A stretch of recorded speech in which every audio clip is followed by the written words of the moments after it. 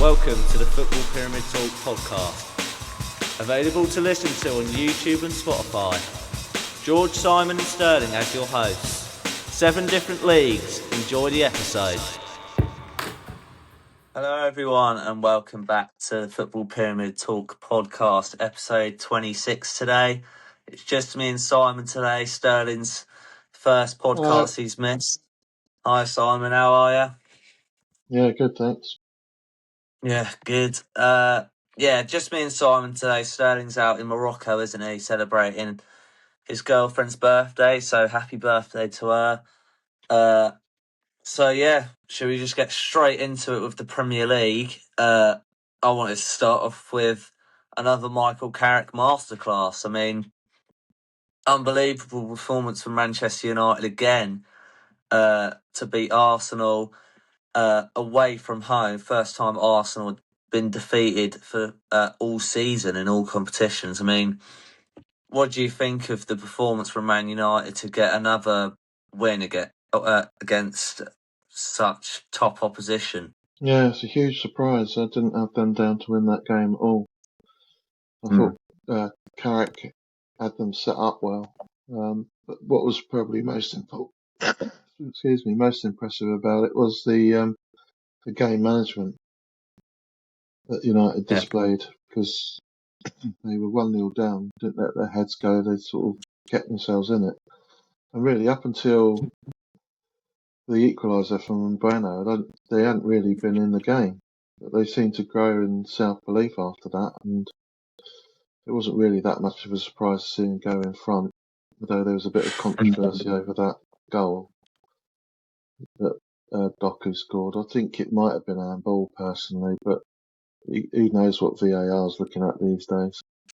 Yeah, exactly. I mean, I don't think it was handball because where it hits him, his arm's tucked in. So if they're doing this, tucked in rule, you can't give that as an handball because it was clearly accidental. We're going to talk about the Palace game in a bit, and there's an handball in that didn't look any different to me. But we'll talk about that in a bit. Yeah, exactly. There's not really a lot of difference between the two of them. I mean, in terms of the goal, I mean, what a goal it was from Dorgu. Absolute thunderstrike into the top-hand corner. And Cunha's to win the game was brilliant as well. Got the ball, shot from about 30 yards out, 25, something like that. Really good finish into the far corner.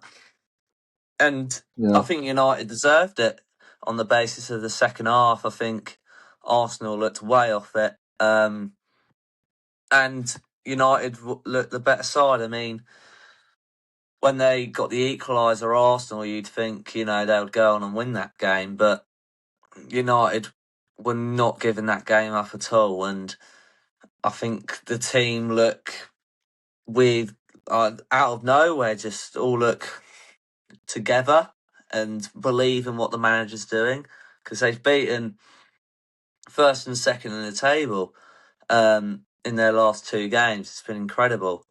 I think that's the crucial thing, is that they believe in the manager, and I just think that Amarin had lost the dressing room, and I think that's one of the reasons they let him go.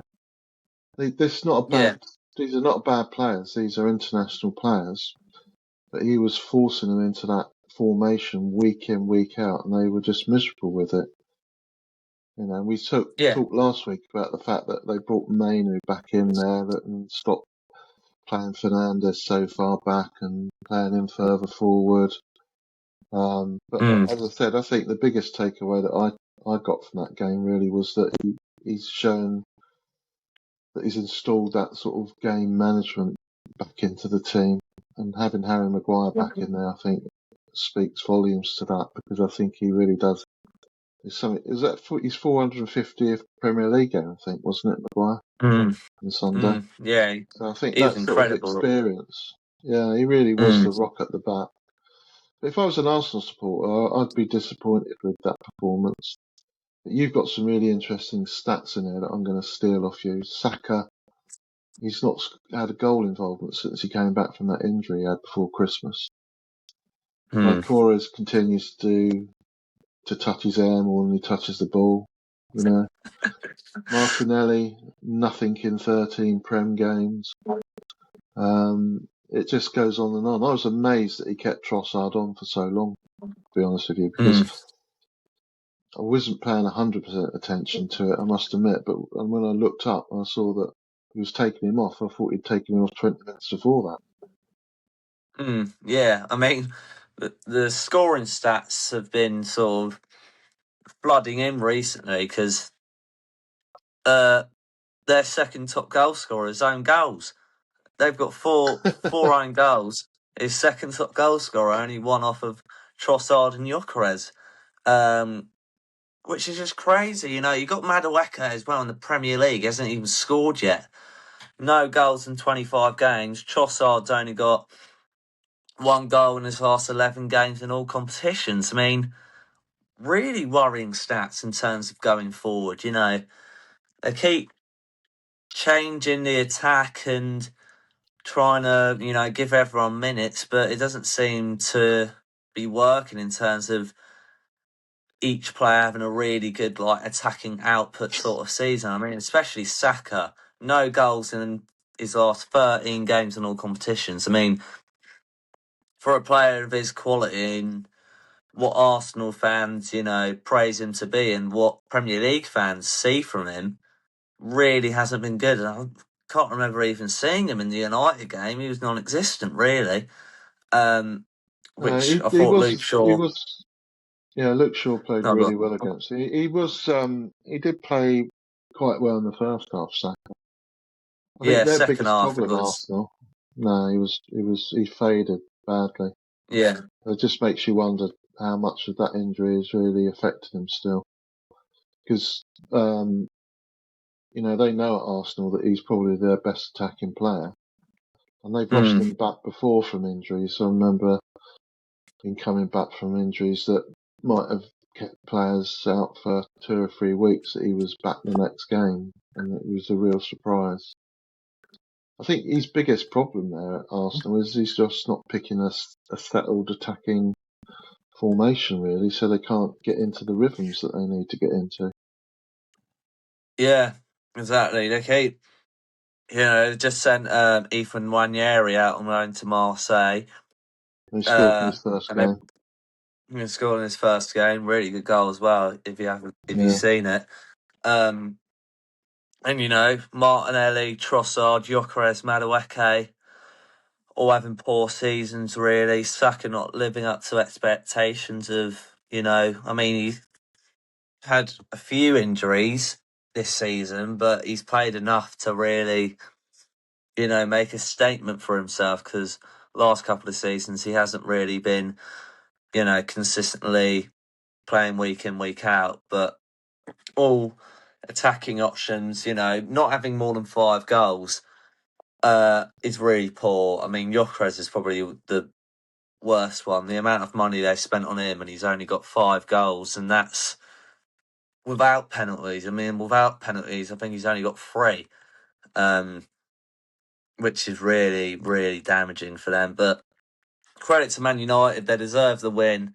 especially in the second yeah, half. I think that was a worry for Arsenal fans because it was a very, very poor second half performance. But you wanted to talk about Liam Rosenior's Chelsea getting a really good win away at Crystal Palace. I mean, Palace looking really poor at the minute. I mean, they've had some Guehi going, Glasner announcing he's going to leave in the summer, and Mateta looking like he might be leaving the door, and it just keeps getting worse and worse, really, at Selhurst Park, doesn't it? yeah. I was really surprised when I watched the highlights of this, because the atmosphere there was flat as a pancake. It really was. Hmm. There was none of that usual bounce you get at Selhurst Park. And to be Yeah. fair, I couldn't blame him, because you're seeing Gahey go. Glasner says he's going.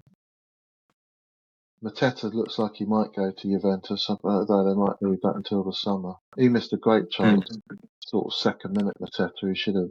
He was through one on one with Sanchez, and Sanchez did well. He came out, made himself big, but you'd expect a striker that wants to go to the World Cup with France to tuck those sort of chances away, and he didn't. To be fair to him, he's just back from injury. But Yeah. I just wanted to talk about the guy at the back that they brought in place of Gahey, JD Canvo. He was just a complete fish out of water. Felt so sorry for him because he was responsible for all 3 goals essentially. He was the guy that played the ball back to Carrick Mitchell that he Yeah. couldn't have a hope in hell of getting onto, and Chelsea went on to score from that. Then he played João Pedro on side for the second, and it was him that was adjudged to have handled the ball for the 3rd goal as well. But I mean, when you look at his stats, it's not really surprising. He's 19. Palace got him from Toulouse, where he'd only played a handful of games, and you just think, what on earth are they doing, putting a player of that callow experience in? Admittedly, he's next to a couple of experienced defenders, but he's still integral part of a back 5, and those 3 goals, I don't think.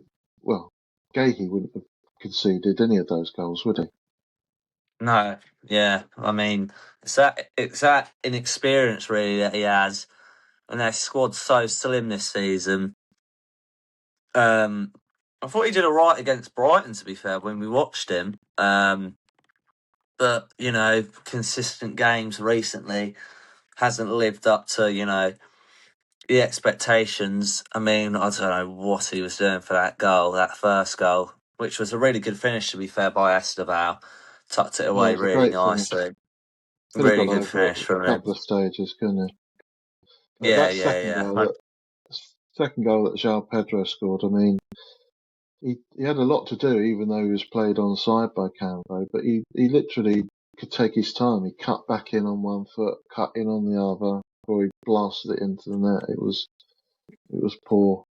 I'm still Yeah, a little bit baffled by the handball because the referee sent over to look at it on VAR. On Match of the Day, they were saying he doesn't want to give it, and then he turns around and says it was accidental, and all the Palace fans are cheering because they think he's going to say it's not a penalty. But then he says, I'm not going to send him off because it was accidental, and you're just sitting there. I mean, I've watched tens of thousands of hours of football, and this season it's just left me scratching my head. It really has. yeah, Just don't get it. exactly. I mean, yeah, it's baffling at the minute. I mean, I'm still not over that offside decision. I don't know if you've seen it with Welbeck. I mean, make that make sense. You've seen the one comparing it with the Bournemouth one.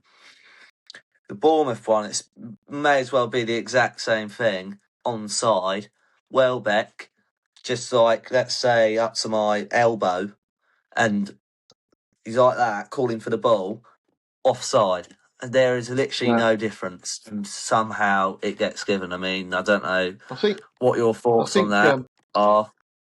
I think if we're getting to the stage where attackers are going to have to start doing what defenders do and put their hands behind their backs when they're in those sorts of positions so that they don't get flagged for offside, I really do. That's how Mm, ridiculous it's got. yeah. I I mean, didn't want to talk about Brighton that much because I just thought Brighton had so many chances to win that, and oh, God, yeah. you can't harp on about the offside because they could have won the game before that, and they could have put the game to bed. Yeah. Even at 1-1, they could have just, it's a shame really, but there you go. Yeah, it's a shame. I mean, that offside just sums up the officiating at the minute, I think. I mean, don't know Yeah, how that's it's being given, but I mean, credit to Chelsea in the Paris game. I think Rossini is doing a really good job there at this minute in time. And it looks like the players are behind what he's doing. So it's really good to see in that aspect because a lot of people, and including myself, thought it would go very wrong there. Still probably can. It's only early doors, but at this minute in time, really good job so far. So huge yeah. credit to him. The Chelsea supporters have brought into it, haven't they? They were serenading him after the final whistle, which is a good sign. He does strike me as someone that's trying too hard, quite frankly. But maybe that's just his nature. But yeah, he Yeah, can't complain just about the start he's had. No, exactly. It might just be the way he's, managing, really. I mean, clearly he's trying to get to know the players a lot. You can see that just from after the games. He's always encouraging and consoling all the players. So maybe his way of managing his side. So we'll have to see if this run of form continues. But we'll move on to the Championship. Really interesting results this week. But you wanted to start off with the Middlesbrough game against Preston. I mean, two sides near the top of the table, but it didn't really look like that, did it? Because Middlesbrough looked far the better team on the basis of how the game went. So, what did you think of it? Yeah, no, I was really impressed by that. That's the fourth win on the trot for Middlesbrough, so they're starting to get that sort of consistency that you were talking about. And Hmm. I did think that that game against Preston would be a lot closer than that, I must admit. But their biggest problem, I think, Middlesbrough is scoring goals. I mean, you look at Coventry, they're on fire. Coventry, 61 goals. Middlesbrough only got 46, which is really poor in comparison. But they did well on Saturday. They're getting goals in.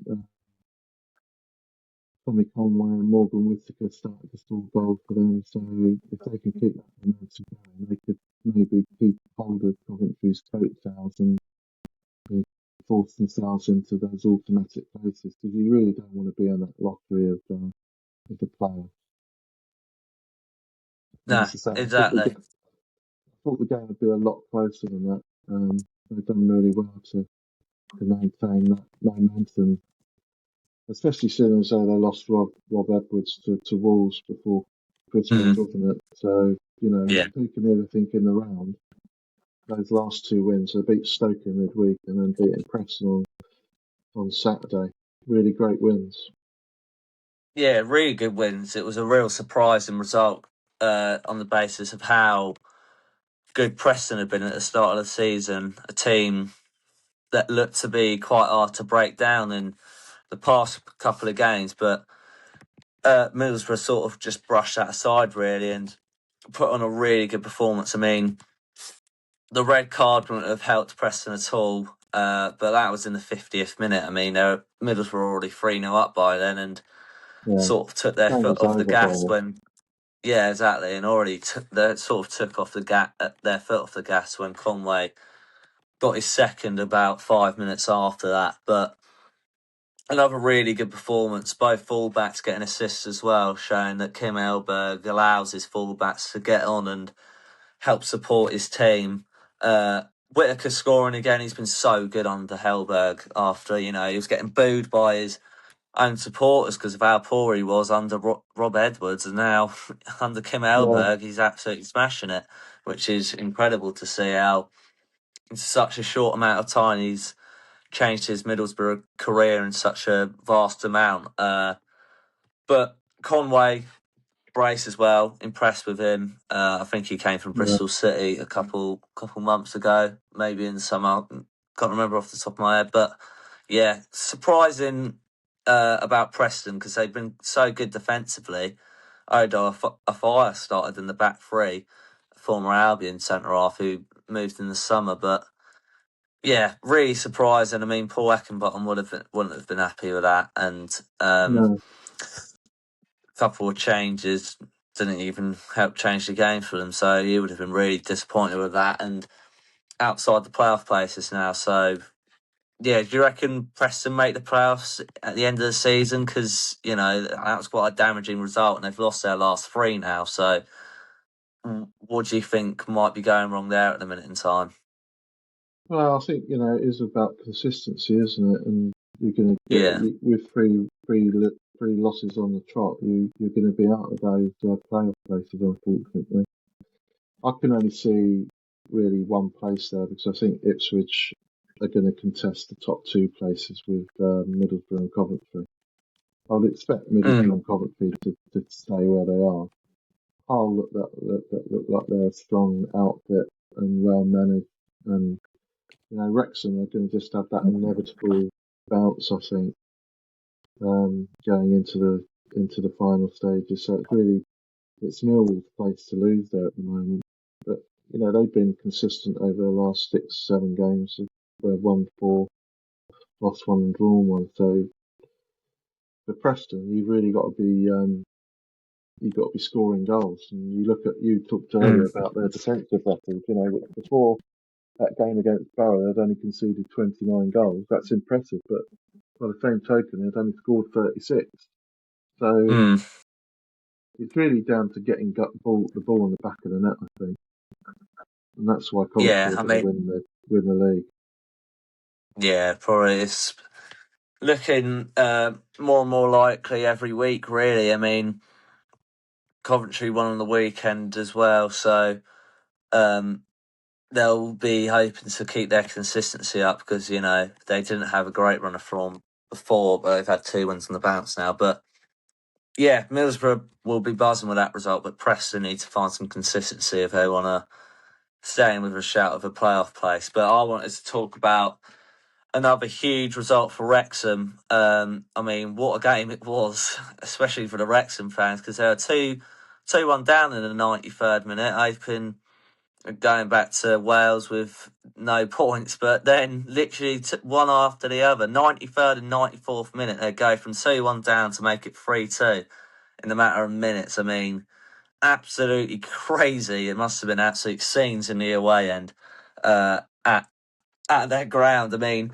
there was a 90th minute red card from Mbenge for QPR, the fullback, but it would have been a turning point. But you can't concede 2 goals in that short amount of time. I mean, at least hold out for a point. I mean, awful from their point of view, QPR. But in terms of the game, Harvey Vale with a really good strike for QPR to make it 1-0, who I think he's just returned back from injury. So it was good to see him back in the QPR side. But Windass with goal and assist off the bench, and Rathbone with the other, which were the 2 in the last couple of minutes to win in the game, shows their bench is strong in changing the game. Both brought in the summer. Rathbone's been a really good signing. They bought him for about less than 400 grand in the summer, so incredible signing from their point of view. But Wrexham have gone into the playoff places, which is really big for them. 1 point above Bristol City in 7th, so they've gone into the playoff places for, I think, the first time this season, which is really good for them. But really damaging result for QPR. Could have moved into a playoff place themselves with a win, but now fall back into mid-table in 12th place, but still only 4 points away from the playoff places, which just shows how tight this league table really is. But they need to find consistency because it's just 1 win in the last 8 games. 1 win, 3 draws, 4 losses. So they need to find that consistency they had before to climb into a playoff place. But, how big of a win do you think that is for Wrexham? I think it's a real statement that they've found themselves in a playoff place now that at this point in the season. Yeah, I agree. I think it really is. It goes back to what I was saying about them having the momentum. They've got an experienced manager there, Phil Parkin. They seem to be buying quite astutely as well. I was a bit surprised when you said that Rathbone cost as little as he did, because I've watched a couple of Wrexham games lately and he stood out as one of their best players. But they've got lots of experience throughout that squad, so you'd expect them to maintain that momentum. And going back to my point about scoring goals, that's not a problem for them. They're 43 and 30, so that's fine. QPR, they're 40 in 29. Their problem is not conceding goals. 42 they conceded, so that's a shocking game management. We spoke earlier about game management and how important it was for United's victory yesterday. But to be, okay, so you got a red card against you in the 90th minute, and okay, you then concede an equaliser on the 93rd minute, but then to not be able to hold out for a win, it's just such poor game management. It really is. And they're never going to do anything if they've got that sort of callousness in their squad, I don't think, QPR. Yeah, I mean, how they've given away that result in such a short amount of time is absolutely bonkers to me. I mean, yeah. I if think they there's want better any teams chance than of... them. Yeah, that's literally what I was about to say. If they want to keep the consistency up, and even being with a shout of the playoffs, I don't think they can be giving away results like that. And as you said just then, I think there's just better teams than them in the division this season. And if you're giving away 3 points like that, you're not going to have a chance of being in and around the playoffs, because you really can't be giving away games that easily in this division this season, considering how tight it is as well. Exactly. So yeah, they'll be massively disappointed. But what an away day that would have been for Wrexham. So really good to see. They've been absolutely buzzing with that. So yeah, but we'll move on to League One. Unbelievable performance again from Bolton, who got a win over a Leyton Orient side that had come off the back of a really good win against Reading the week before, which we spoke about last episode. I mean, Bolton still chasing for the automatics and inside of the playoff places, but I mean, it was a last gasp win. I think it was a last minute penalty, wasn't it, to give them the win in the end at home against a tough opposition against Leyton Orient. What did you think of it? Yeah, well, I was interested in this result after what we spoke about Leyton Orient last week, and we got that one eye on Bolton. The bad news for Bolton was that Koza Dewberry was injured, had to be taken off in that game, so hopefully that's not too serious, because he's been a star there. And obviously making good use of the loan system, because they Mason Burstow on loan from Hull converted the penalty to give them the win, which was a deserved result for them. They were getting a lot of grief off the crowd, though. A lot of grief off the crowd. A lot of discontent at Bolton with not actually taking that result and getting the win, because they'd drawn 3 out of 5 games before that and lost one of the other games. So there was a lot of discontent in the ranks there. It's 46 points, so they're within touching distance of Lincoln and Cardiff. And there's a bit of a gap opening up now with those top 6 of the rest of the division. So I think that was a result that Bolton needed to give themselves that cement their place in the playoff places. But it doesn't look like Leyton are going to do too much, to be perfectly honest with you. Still stuck down in 16th. So disappointed for them not to go on and get anything from it. But yeah, I mean, in terms of Leyton Orient, they just haven't found consistency this season, and that's been a constant theme that we've been saying all year, really. Last 3 results, a draw, a win, and then a loss. It just shows there from their last 3 that they can't find that consistency at the minute. I mean, Ballard didn't have a great game, apparently. That's what I've heard from Leyton Orient fans. Apparently, he struggled up top in terms of the physical battle with Johnson and Tull at the back as the 2 centre-halves for Bolton, who apparently in the game defended quite well, minimised Leyton Orient to not as many chances as they would have expected as such a high-scoring side in this division. Like to score a lot of goals, but also concede a lot of them, as we've mentioned. But Gale with another goal, who me and Stirling have spoke about, who's sort of been playing over Sissoko while he's been injured recently, and players like that. But really good performance from Bolton. They needed that because, as we say, you need that consistency in this division. They're still quite a way off of the automatic spots, as he said, but they'll be in with a massive chance of getting in the playoff places because they've got real quality coming off the bench. And, as we saw with Burstow, he came off the bench and scored the penalty. And, got other really good players. And Stephen Schumacher's got Plymouth promoted out this division, I think, or even got them close to it. So he's got that experience of being in a promotion battle in League One. So with his experience, hopefully he can, help push them on for a playoff place or even an automatic spot.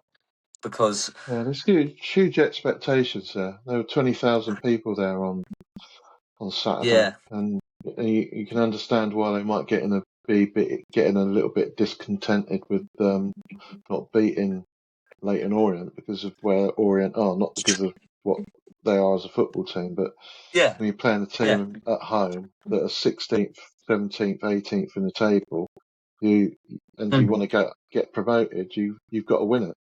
And those 20,000 people, their expectations manifest itself really in the grief they were giving the team before they managed to pluck the iron out of the fire.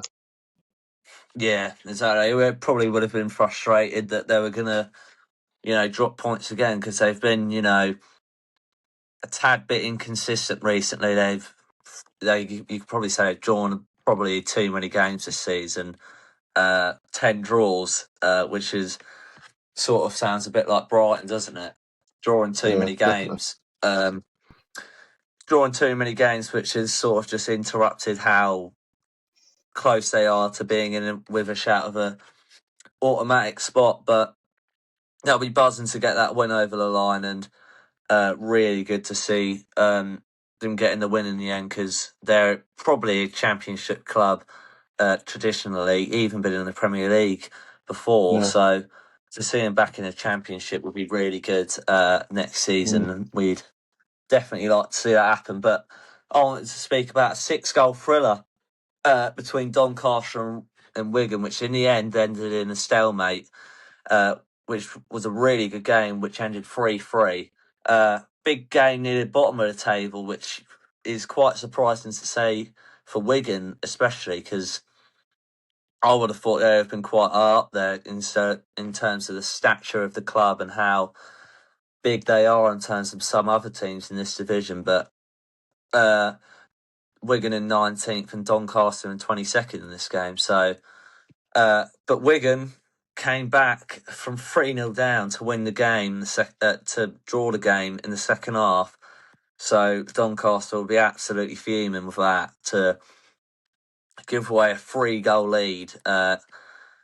So I mean, I can't believe that they've bottled that. Really, they'll be absolutely devastated with that in terms of how big that game was for them. Because probably call it a 6-pointer in terms of how close they are on the table to each other. But I watched the game, I watched the highlights, and no clue what the Wigan defence is doing for Doncaster's third goal. I mean, it was genuinely like ping pong in there.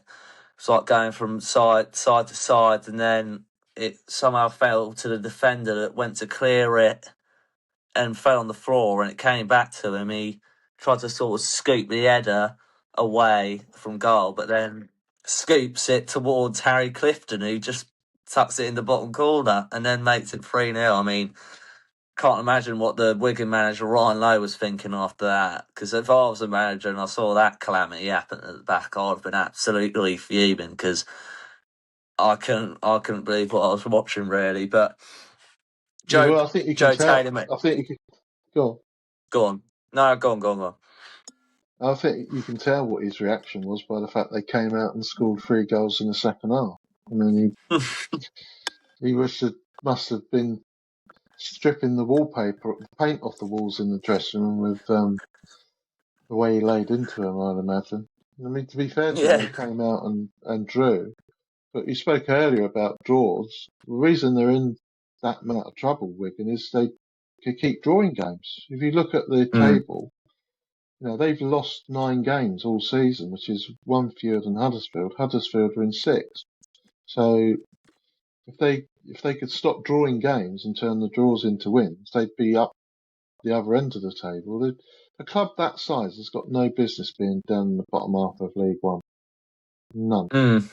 We're talking Yeah. about the club that in recent history is in the Premier League, won the FA Cup.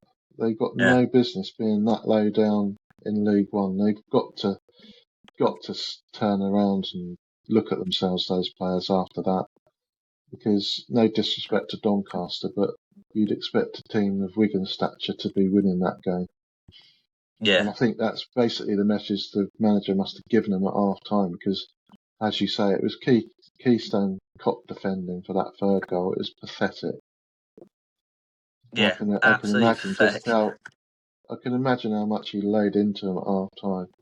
It'd be interesting to Mm. see if that, if they can maintain that going forward. Yeah, definitely, because, you know, Wigan need to be higher. That's just a summary, really. They're never a bottom half of the table League One side, in terms of how big they are in this division. And as I completely agree with you, no offence to Doncaster, but they should be beating that sort of opposition, just in terms of, what both clubs have done in their history, you could say. But Wigan did well to come back in the end. Really good finish from Joe Taylor, who made it 3-1. Really good hold-up play, and then a good looping finish into the far corner, who Wigan have just signed on loan from Huddersfield until the end of the season. So good from him. And I thought Fraser Murray for Wigan was really good. 2 assists for the last 2 goals, which and 2 really good crosses, which were scored by Moxon and Charlie Wright separately to score the second and third goals. But a really good comeback from Wigan. But Doncaster will be absolutely fuming, after being 3-0 up in the 50th minute, and they remain 3 points from safety in 22nd. But Wigan 19th, just 2 points outside of the relegation zone. So they need to find some form to be able to get away from the situation of even thinking about playing League Two football next season, because that would be a very low time for the club, because Wigan in League Two just wouldn't look right, really, would it? So No. we'll have to wait and see how they get on. But move on to League Two. It's such an exciting league to talk about this, but you wanted to speak about a game which just summarises how interesting this league is at the top of the table so far. Go ahead with it. Yeah, Bromley beat Swindon, massive result for them. And they're such an underdog at this level, Bromley, that to see them get that result on the back of going out of the FA Cup on Tuesday night, I think it was, at Salford, which must have been a real setback for them. But to come back and to win that game against Swindon, I thought spoke volumes for the squad. And this underdog story of them taking some of those big teams in League Two on, and at the moment, they're 6 points clear. You can't help but be impressed by that. 5 wins and a draw in the last 6, so that's fantastic. Swindon are a big club at that level. They've got an experienced manager. They're a well-supported club, and Bromley did the business against them on Saturday. I was really impressed by that result. I know I spoke about them last week, but Nicky Kambamba got 9 goals, 7 as a substitute, which sort of shows that he's It's an impressive, impact that, player. Yeah, great, Really is. And Cambridge, shout out to them. I know they lost. I think I might have had them in the bottom 1 or 2 when I did my predictions. They've got such a tight budget there, but they, they're up there in 4th place and hanging on in there at the moment. But yeah, Bromley, huge surprise for everybody, I think. Top goal scorers, and apart from a couple of teams, Cambridge and Walsall, they've got the best defence in that division as well. So they look like a really tight outfit. They look like they're in the box seat. Yeah, 100%. I mean, another really good result for Bromley, and they keep surprising everyone, really, week in, week out. I mean, Swindon player Fletcher Ullman, who I was speaking about last week, he got his first goal for the club, so I was happy to see that after his move from Wolves Academy. 1 goal, 1 assist in his first 2 games. Yeah, he scored. Really happy for him. Played off the left wing, apparently. Was usually a number 9 as at Eastbourne Borough, but played off the left-hand side. And, he's really playing for a class side. I think it's really good for him that he's playing in a Swindon team, being managed by Ian Holloway, such an experienced manager. And he's got, Ollie Palmer playing up top with him, the former Wrexham striker. That's some experience to have at such a young age of his. But, yeah, happy to see him score. But, yeah, incredible story with Bromley. I mean, it keeps getting better and better with them lot. They've now gone 6 points clear at the top of the League Two table, which is crazy. And Andy Woodman, I mean, he's been there for a while. He was with them in the National League and has been with them for a while. And he just keeps seeming to, finding ways to bring this Bromley team to different levels. And he's doing it again this season. No one thought they would stay up last season because, they only just scraped it via the playoffs in the National League. Stayed up in League Two, and this season, no one thought they'd be anywhere near where they are now, and they're absolutely smashing it. What a story it is, and yeah, as you said, I don't think anyone would have expected this to happen. I mean, do you think they go on and win it? Because, just, I don't know. I feel like it's just the stature of the club. Can they handle the pressure just because they've got Salford behind them, MK Dons behind them, Swindon, Notts County? They've got teams probably with more history and stature, more, experience in these sort of situations. But do you think they can get over the line if they keep this form up? Well, if they keep the form up, they will. Yeah, it's whether they can keep the form up, isn't it? Yeah. I don't see why not. Frankly, I mean, after Warsaw's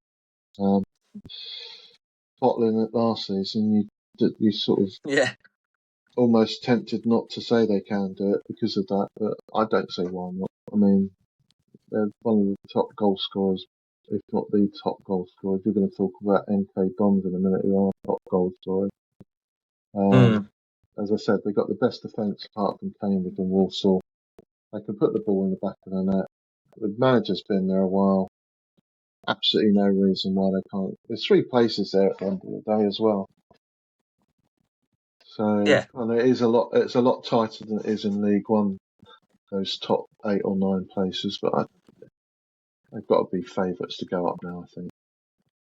Have to be. I mean, if they don't go up now, it'll be a sort of repeat of Walsall, as you said. So we don't want to see stories of that happen again, because it was absolutely extraordinary to see how they didn't go up last season, Walsall. So we'll have to wait and see if another story like that happens this season. But we'll move on to MK Dons versus Shrewsbury. I want to talk about this because MK Dons just keep growing from strength to strength. I mean, what a game of football it was. MK Dons 5-1 winners against a really struggling Shrewsbury side, who I'll speak about in a minute. But Patterson up top, 34-minute hat-trick to get his first of his career at 31 years old. Unbelievable season so far, 11 goals and 8 assists.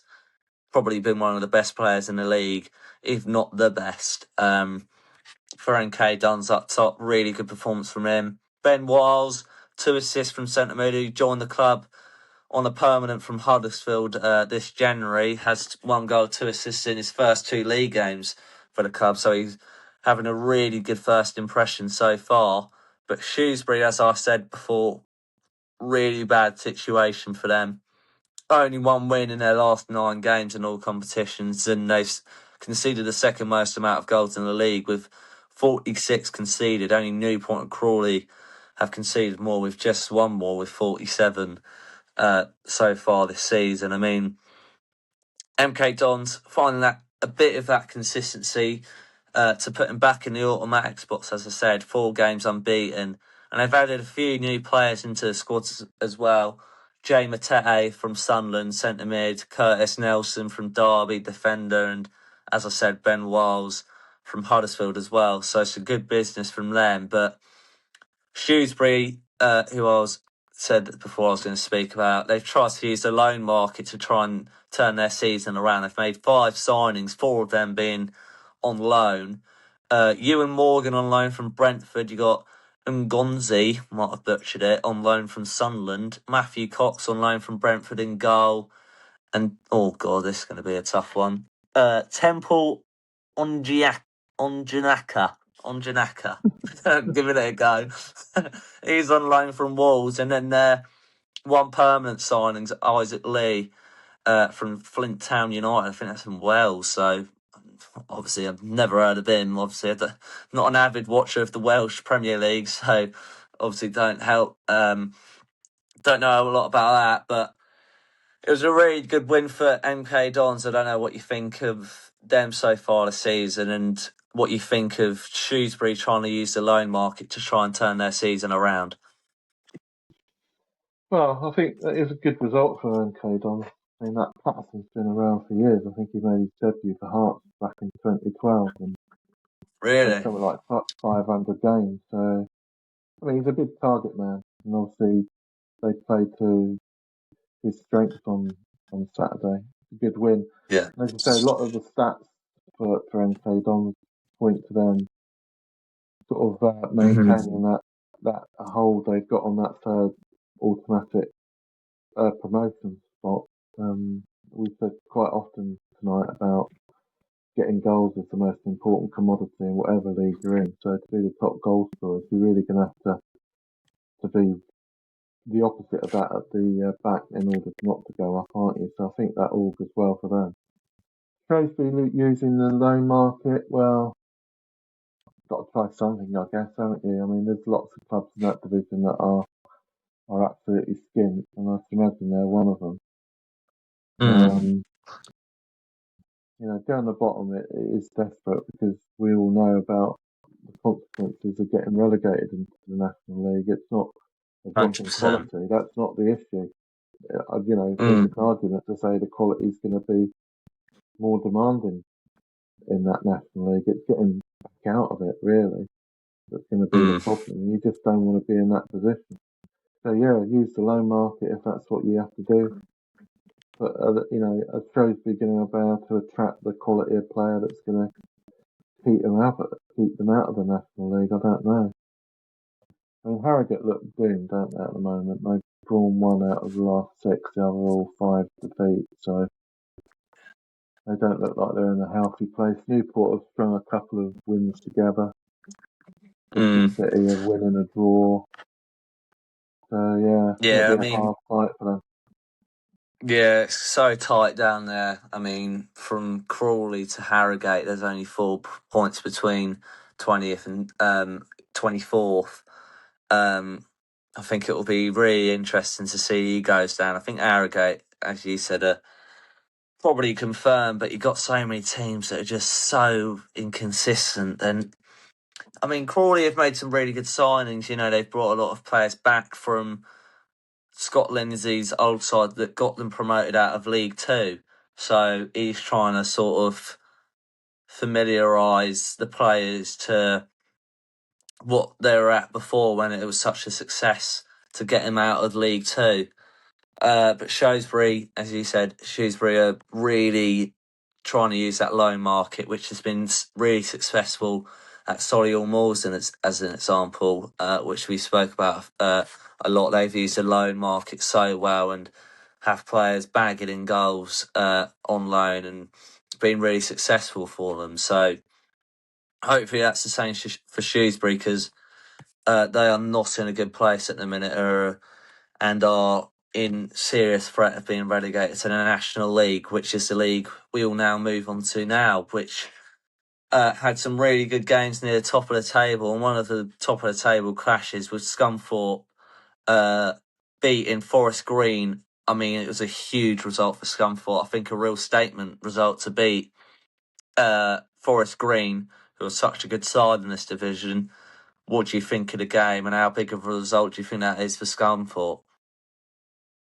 Yeah, it's huge. I was listening to the radio a little bit on Sunday morning. They were talking about the National League, and they were talking about the National League in the context of the big football league clubs that are in there, which is something we've spoken about a lot in the recent past, and the fact that Bournemouth Wood, before the hiccup of back-to-back defeats, were sort of leading those clubs a merry dance. But yeah, huge Yeah. win for Scunthorpe to get themselves separated really from seventh and eighth. Forest Green still within touching distance of them, but it was a massive win for them. I think they were 1-0 down, went 2-1 up, then Forest Green hit back and equalised, but they kept plugging away and managed to win it with a winner from, I'm going to marmalise this now, Carlton Ubozono. Good effort. Good effort. Yeah, quite a good effort. But for Yeah, Scunthorpe, take that.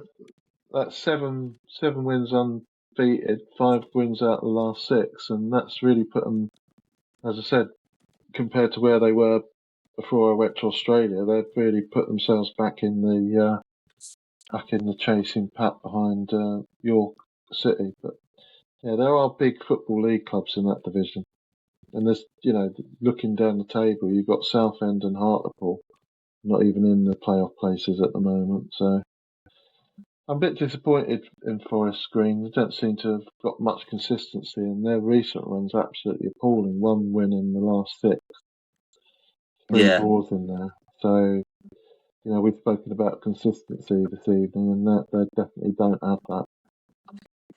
Yeah, exactly. I mean, they were way higher up the table in the last couple of weeks, which I think is just a point that you make that they've been too inconsistent, and now they're in 6th place, and now they're going to have to be, fighting the pack of 5 above them, which is now Carlisle, Scunthorpe, Boreham Wood, Rochdale, and York, who, Boreham would have lost the last 2, but they're still in with a shout of being in the playoff places comfortably. I mean, them winning the league would have been probably one of the biggest stories in non-league football if they went on and done that. So it's no surprise to No, it see would have done. them drop off. Exactly. So, yeah, really, really surprised to see Forest Green on this run of form because they have got such a good manager in Robbie Savage. I mean, I think they had one of their key players, one of the kids they had on loan from I think it might have been West Brom, Harry Knowles maybe, I can't remember his name, but he scored against Worthing. He got recalled, and that having him recalled was something that really was gutting for Robbie Savage. I remember him saying it in an interview. Um, Maybe that could be a reason why they're so inconsistent, but one player shouldn't change how well they perform. I mean, going off of the goal scorers, Ricardo Reese with a goal. I think he joined from the National League North after having a really good start to the season. So, they've brought in Babablola, Babola from Worthing, obviously, in just a couple of months ago, and they got Ricardo Reese as well next to him. So they got players from the league below doing the business for them as well. He's brought in so many players from Macclesfield as well. So it just shows how much he trusts players from leagues below to step up to the plate in step 1 of non-league football. But in terms of Scunthorpe, Whitehall with another goal, he's been really good for them this season. I'm not going to attempt the kiddie's name that scored for them. I think you did a good job there, Simon. So I'll let that pronunciation stay. But yeah, Scunthorpe. That I mean, I think remember us saying that they would be with a shout, but I think we were saying how it could take them 2 seasons. But at this minute in time, they're going to be in with a shout for playoff place. 56 points. I think they're 9 or so points, maybe even 10 inside the playoff places. And since being promoted from the National League North, taken it up another level, and it's been incredible to see. I wouldn't have expected it to happen because Scunthorpe usually a League Two side, if I'm not correct, aren't they? And when they got relegated, it was quite a shock to just football league fans in general. So, do you reckon they're in with a chance of winning the playoffs because they have that experience amongst teams maybe like Boreham Wood that haven't been in this situation before? Yeah, definitely. But there's lots of clubs that you could say that about. Um, going back to Forest Green, I think their biggest problem might be the churn of players because you're talking about players that have been recalled from loan.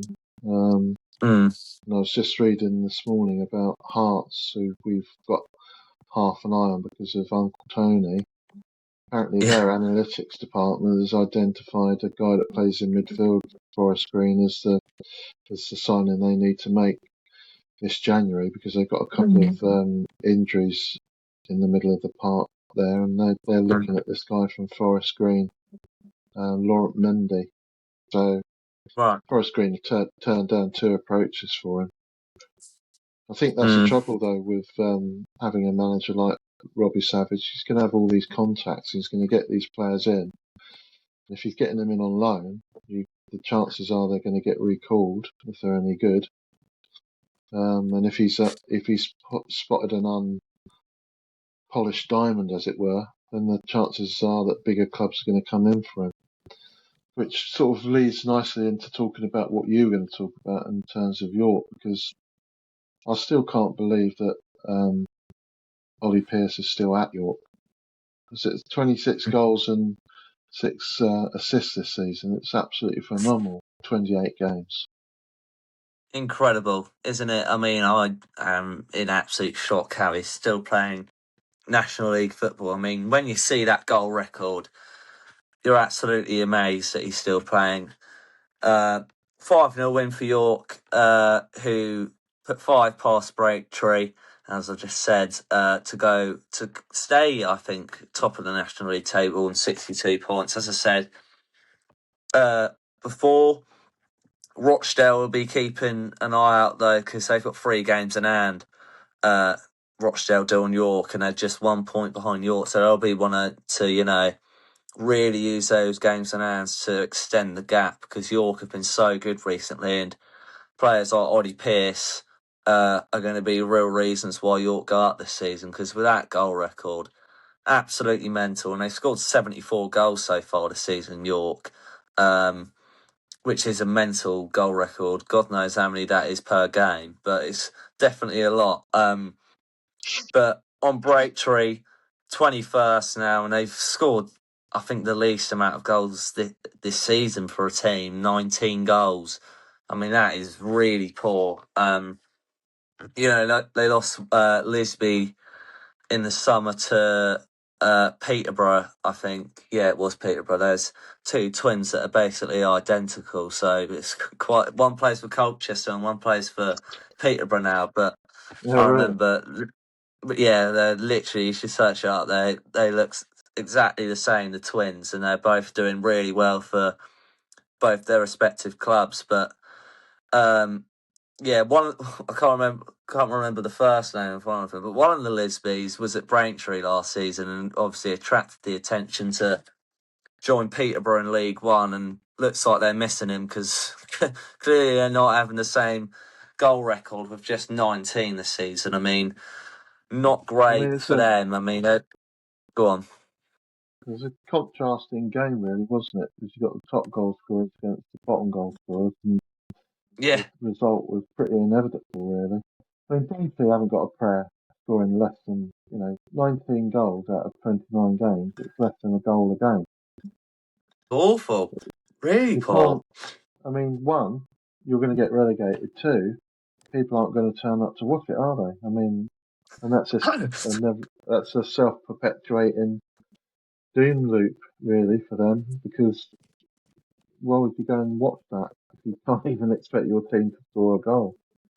But Yeah, exactly. I mean, it's interesting you pick out those games in hand that Rochdale have got, because that really could upend York, because look like they're sitting pretty on 62 points, but those 3 games in hand for Rochdale could be really important ones.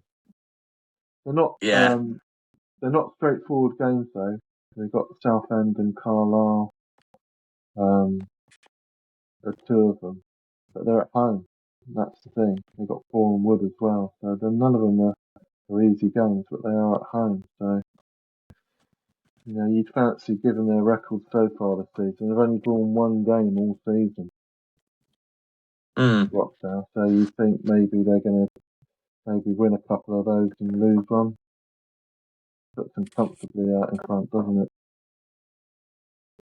Yeah, yeah. I mean, just in terms of how they need to keep it up, I mean, it's so tough that they're in the situation that they've played more games than Rochdale because they can't really do anything about that. But I think it will add that sort of pressure onto Rochdale that they know they need to win the game because the 3 games because they know how much pressure they'll have if they don't win the game at the games from York because they've got such quality in areas of the pitch that they'll just keep scoring goals for fun. So Rochdale need to utilise the games, and now they've got 3 of them. So if they can probably win 2 of those games, go 5 points clear, I think they'll be very happy with that. Yeah. But then it's about keeping that consistency and staying on form because York will be very hungry to go and win the league title after, you can speak about the free up campaign again, but we probably won't go into detail about it again. But they should have gone up last season, but it was just on the basis of how good Barnet were. And they got like 100 or so points, and York were miles in front of 3rd place, but then unfortunately lost in the playoffs. So they won't be wanting to get in the same situation again because, it's so tough to get out of this division, and they've been one of the main teams that have experienced that this season, haven't they? So we'll have to wait And and see. But I just had a last thing. I just had a quick look at Rochdale fixtures. I don't know why, Mhm. but 6 of their next 7 games are at home. Really? Yeah. Wow, that's interesting. So That if they're not 5 or 6 points clear by the end of February, I should be amazed. yeah, I mean, especially with the home advantage now, they've got to utilise that because Rochdale are a very well supported club as well. Not very good ground for the division. Uh, is at Rochdale, so they'll be wanting Yeah, to use that home advantage to go definitely.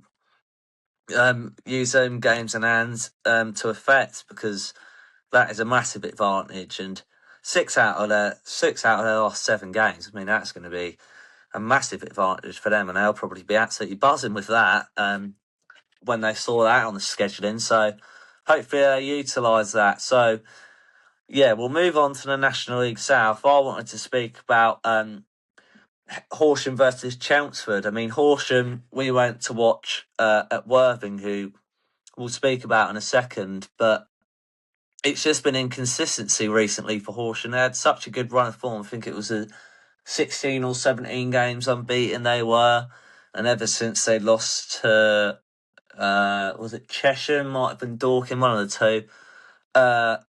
Ever since that loss, they really haven't picked up that form again, apart from beating Eastbourne Borough at their place. But yeah, 2-1 up in the 86th minute were Horsham, and then Chelmsford scored in the 86th and the 89th minute to still 3 points away from home, which puts them into 12th place. And now Horsham, for the first time in a while, have moved outside the playoff places in 8th place. I mean, another poor result for Horsham, but Chelmsford, really good performance from them, and they need that if they want any chance of, being near the playoff places this season, because they spent a lot of money in the summer. I remember seeing all the signings they made, and they looked like they were going to be high flying this season. But 2 wins in a row, beat Western-super-Mare as well, and a good result against a Horsham side. But about Horsham, we didn't speak about the Worthing game, obviously, because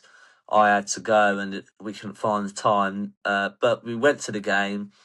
We were very impressed by Horsham. I was as well. But what did you think of them in general? They had a few good players, and I thought they put on a really good performance on what was a record crowd at Worthing as well. So what did you think of their performance and how they played? Yeah, I was impressed by them, but like you were saying, their form over the last 6 games has been really poor. Mm. Getting beat at home by Cheltenham now is a really poor result, especially as they fought their way back into the game to go 2-1 up in the sort of Hmm. 82nd minute, I think it was, wasn't it? They really Yeah. should have expected really to have done better against Chelmsford than that. But it's sort of in keeping with their recent results. Lost to Dorking and Maidstone, think they drew with Farnborough they uh, before they drew with Worthing. I mean, it's a good battling Mm. performance against Worthing. Worthing was probably a little bit off the pace a little bit, which is sort of in keeping with what happened to them at the weekend as well. Mm. But Chelmsford they're the complete opposite really. They're starting to get a little bit more consistency in their results, and that's 4 wins out of 6 for them. So if they, if they have been spending the money in the close season, they're starting to reap its rewards now. And this time of the season is where you're going to find that the better finance clubs with maybe the bigger squads are going to find it a little bit more easy to keep that consistency because they're going to be able to rotate players and plug holes in the team. Whereas, as I think we said it when we were doing the preview, you're not going to get that at Horsham, I don't think. Yeah, I mean, yeah, it's going to be hard for them, seeing as they haven't really got that experience in this division before. They were step 9 a couple of years ago. I saw on Twitter today, and Oh, really? even being in this, yeah, it's crazy their story. I mean, you can have a look on it on online or something because they're similar to Dorking in the fact of how their manager, his first name's Dom. Can't remember his second name, but it's Dom something. Sort of similar situation with at Mark White Dorking. He's brought them from step 9 all the way to step 6. It's incredible to see, and he's brought in such good players. And I'd love to see him go up this season, but yeah, to see him, even battling in the playoffs after being promoted last season is really good in itself. So Yeah. I happy to think see that. it's probably been in quite a short period of time, hasn't it, to make that leap. So I think they probably reached in the sort of glass ceiling for their level, really. Yeah, So yeah, it I'd be probably is. amazed. I'd be amazed if they got promoted out of that division. I really would. Yeah, It's fantastic I'll be achievement very to have grand. reached it. Yeah, 100%. They should be proud of themselves as a club in general, just to be in the position that they're in now. Because a couple of seasons ago, they would have dreamed of being in the position they were in. And the fans they brought to that Worthing game, there was a good, I don't know, 500 Yeah, of them. Do you reckon that's a good estimate? Yeah, it was yeah, the 400 main that about right, I stand, think. that stand, and then it looped back round, didn't it? Yeah, To another bit. So yeah, really good support as well. They're well followed as well. So, but yeah, credit to Chelmsford. They've got some really good players, as I said, really good in the summer. Brought in some real quality, and yeah, hope. I mean, they should probably expect to be in the playoff places just because of how much quality really they have in that squad. So yeah, we'll have to wait and see about that, and see if they join Horsham and pushing for a playoff place in the National League South this season. But you wanted to speak about Worthing being defeated to Bath away. I mean, it was a really poor result for Worthing to lose to Bath because they're not having the best of seasons. But what did you think of it? yeah. Well, it's disappointing, really, that they seem to have hit the skids a little bit in the last few Mm, weeks. Worthing. As I said, I don't think they played particularly well against Horsham when we saw them. no. They clearly were, I thought, the better side, and they should be really with some of the quality of players they've got there. Just Strong and Teddy Jenks in midfield. They really should have been the better side, and but they didn't. They didn't make that advantage count. I didn't think. Well, certainly not in terms of the final scoreline. And then Mm. this result against Bath City is in keeping with that. Bath 2-0 up, cruising at half time. Jenks got them back into it on the 70th minute, but then Bath 15 minutes later sort of capped it off really 3-1. There's a late goal from. I'm going to butcher this as well. Ollie Godzemski. Oh, that's quite easy actually. Ollie Godzemski in the 96th minute. He got Worthing, made it look a little bit more flattering than it probably should be. But their form over the last couple of weeks has been dreadful. Mm. They draw with Horsham, they lost to Chippenham, they drew to Chippenham. They lost 5-4 to Salisbury, which the ubiquitous bloke next to us at the Worthing game was telling us all about it. Yeah. God, it I was a think nightmare, that, mate. Do you remember? absolute nightmare. Yeah. My nut radar was going mental. Beep, beep, beep, beep, beep, beep, beep, beep. Yeah, he claimed to have been at the Worthing Salisbury game, which Salisbury won 5-4. But every time Mm. either team attacked, they scored a goal, basically. So yeah, I don't know what's Yeah. going on with Worthing because since Inchwood came back before I went to Australia, I did have when I had the chance, I did put half an eye to the non-league results, and I just kept seeing Worthing, winning. But Mm. since the turn of the year, it's definitely fallen off a little bit, hasn't it? So I think Yeah. It's they're not so far away from it that they can't sort of turn it round because Hawthorn, as we just said, stuttering, and then you've got Maidenhead and Maidstone behind them. So they're still well out in front of them. They just need to arrest the slide a little bit, I think. Yeah, I mean, it's 4 without a win for Worthing. As you said, really poor results in the recent weeks. I won't repeat them, but yeah, they should be beating teams like Bath if they want to go on and win the league this season. I mean, Bath are in Mm. 19th, and before that, before this result, they're in with a chance of relegation because, well, they probably still are, but now, they've got the games in hand and 4 points away from the relegation zone, which this result would have helped them to stay away from. But yeah, Jenkins Davis with a brace. He scored a penalty in the 6th minute and then 87th minute to make it 3-1. But then, as you said, Oliver Godsmeski. If you just left it, I Godameski. got it right. God's asking me. I'll try to make it 1-1. But yeah, he scored last minute to make it 3-2. But good to see Teddy Jenks on the score sheet as well. But yeah, Worthing got to start winning games like that because they're just going to be in the same situation as last season where they're doing so well, they're winning games and look like they're going to do it. It's finally going to be the year, but now 4 poor results against sides that they should be beating. And that's after beating Dorking 3-2 at home at what was at the time a record crowd at the Sussex Transport Community Stadium, and now four games without a win. It's really, really concerning, and how it keeps happening every single season. I think this would be the 3rd season in a row that they bottled it. Oh, really?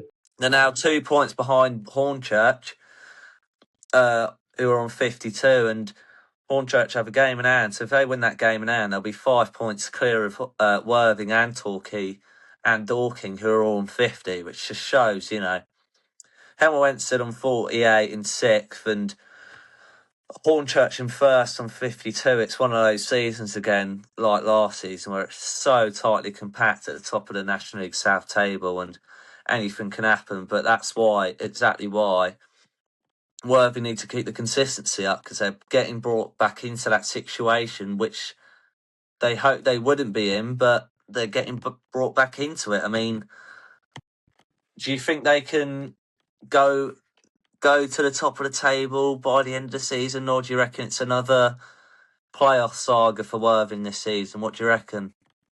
No, I think they've got the quality. I'm confident about that. And I think, the games that we've been to, although we picked the games to go to, they've had over 3,500 people at those games. So they obviously got the support to play at a high level because we were talking about Rochdale a little while ago, and their average crowd is 3,500, 4,000. So, I mean, they'd easily be able to compete at that level. And playing at that higher level is going to tempt clubs like Crawley and Brighton to send more loan players in that direction because they'd much rather, Brighton would much rather have loan players playing at that level if it was local, if you see what I mean. Mm. Yeah. And the same for Crawley. So, yeah, I think they'll be okay. Worthing. I think this is just a blip. we're going to have a bit of a hiatus in going to see non-league games, but I think that we'll probably try and pick one of their games towards the back end of February to go to and see if they Mm-hmm. can get themselves back on their feet. 100%, because it'll be another cracking title race come the end of the season, so we'll have to Yeah, keep a good eye out on it again. yeah, Obviously, a little bit more now that we've got a podcast on it, even though we were keeping a close eye on it last season, but now even more so.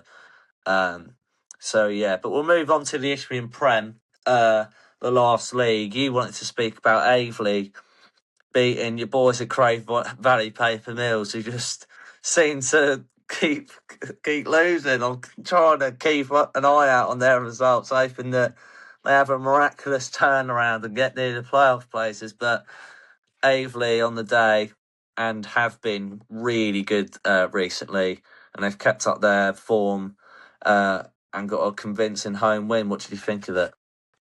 yeah. Very impressed. I mean, as you say, their form recently has been superb. 5 wins out of the last 6.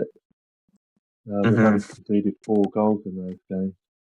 You compare and contrast that to Folkestone and Victor, who seem to have really fallen off the pace of things. A couple of draws in there, but they got back to winning ways, beating Wingate and Fitzbury on Yeah, Saturday. saw So that. they'd played such a fantastic start to the season, Folkestone, that they'd be difficult to catch, I think.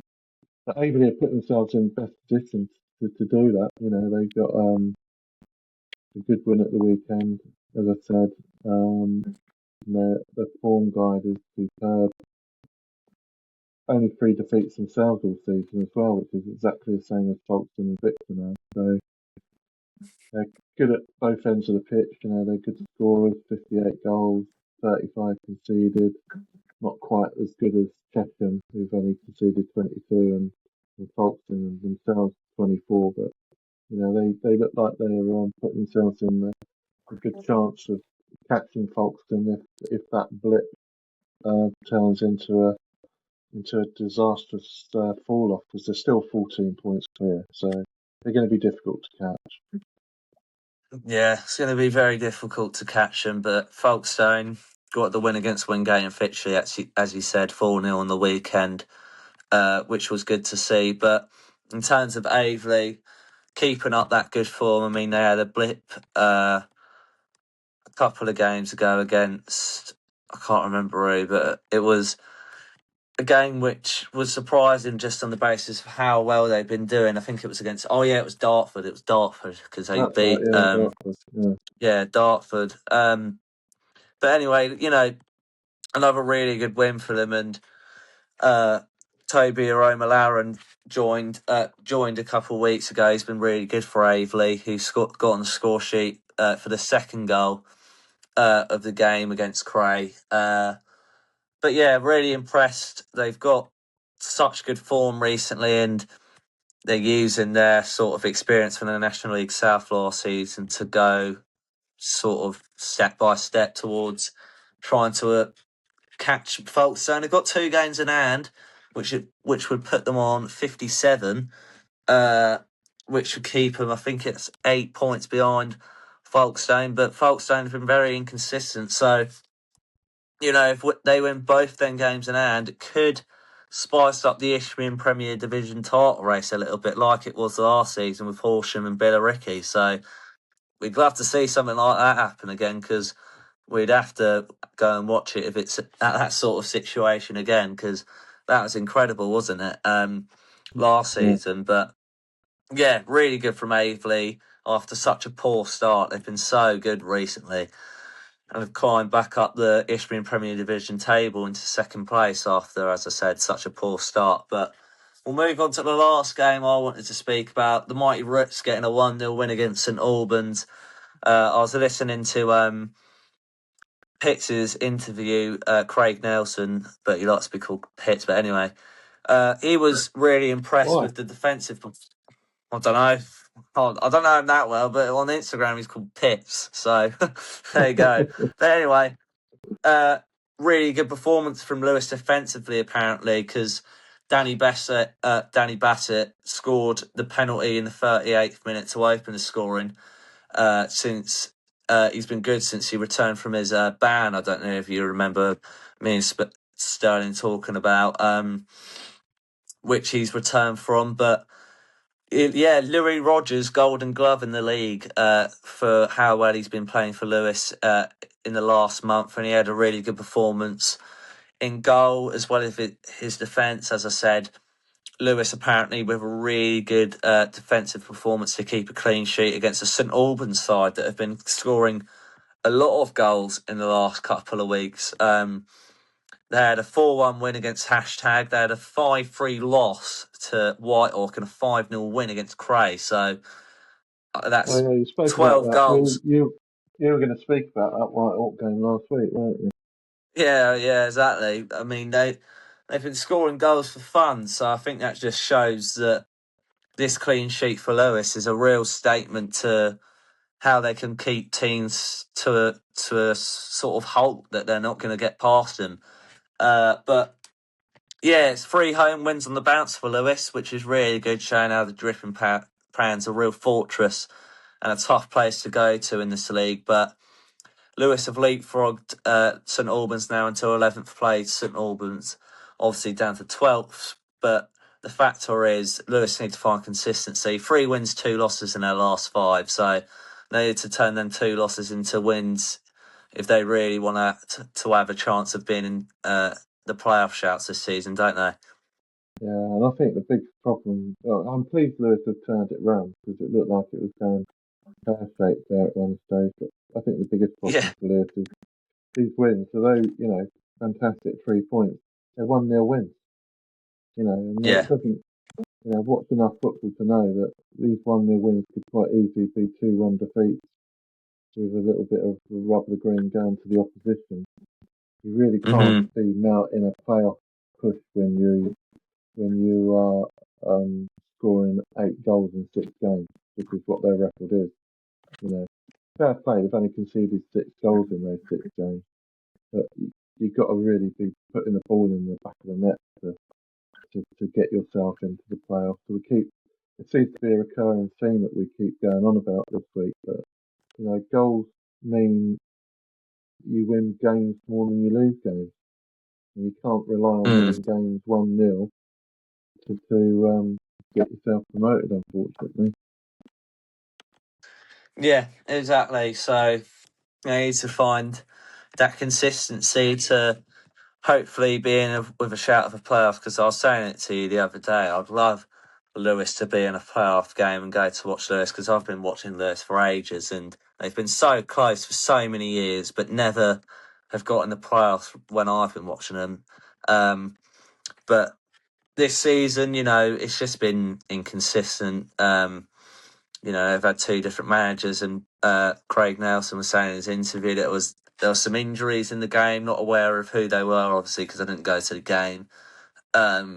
So he said he's going to have to get some reinforcements in, so we'll have to wait and see who he actually brings into the side to replace them players. But yeah, really good result, and St Albans will hope to be bouncing back and being back in with a shout of being in the playoff places alongside Lewis, because obviously they got relegated from the National League South last season, so they'll be open to go straight back up via the playoffs this season. So we'll have to wait and see. But that is it for today's episode. We hope you enjoyed us covering all 7 leagues again.